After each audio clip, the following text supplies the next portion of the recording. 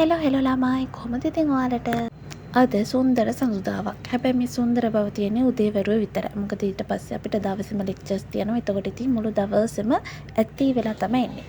ඉතින් කොහොම වුණත් අද බෝඩින් වාසීන්ට මම ගානේ කෑම හදලා දෙන්න ඕනේ. කියන්නේ සඳුදා තමයි මගේ කුකින් ඩේ එක. හරි ඉතින් අපි කෑම හදන්නේ. ඊට පස්සේ අපි ඊට පිටිකාර ලේස් දෙන්න ඕන. කෑම හදලා ඉක්මනට වොෂ් එකක් දාලා ලේස් වෙලා දැන් මේ 138 බස් එක නැගලා අපි කැම්පස් එක බලා යන ගම.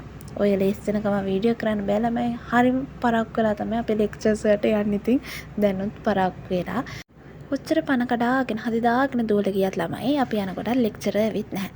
කොහොම හරි අපි ගිහින් විනාඩි දෙක තුනක ලෙක්චර් ආවා. වෙලාවට අපි දෙන දුවලා ආවේ. ඉතින් අපි මේ ඉන්නේ අපේ පළවෙනි ලෙක්චර් එකේ. අපිට දැන් මේක පුරා පැය දෙකක් තියෙනවා. ඊළඟට අපිට තියෙන්නේ කෑම වෙලාව. ඔන්න අපි දැන් කෑම කන්න යන ගමන් කෑම කන ගමන් වීඩියෝ කරන්න සිහියක් තිබුණේ නැහැ. ඔන්න දැන් මේ කෑම කාලා අපි ආයෙත් සුපුරුදු පරිදි ලෙක්චර් හෝල් එකට පියනගමම ඉන්නේ. පියනගමම නෙමෙයි නබයි පියනගන ගමන් ඉන්නේ. හරිනේ. අපි ඉතින් කෑම කාලෙද්දී මේ විදිහට සින්දු දාලා තිබුණා. අපි අතිජාත මිත්‍රයන්. ඊට පස්සේ ඉතින් සුපුරුදු පරිදි අපිට ආයෙත් පැය දෙකක් ලෙක්චර්ස් ඉවරලා මමයි යාළුවයි පොඩි ගමනක් යනවා.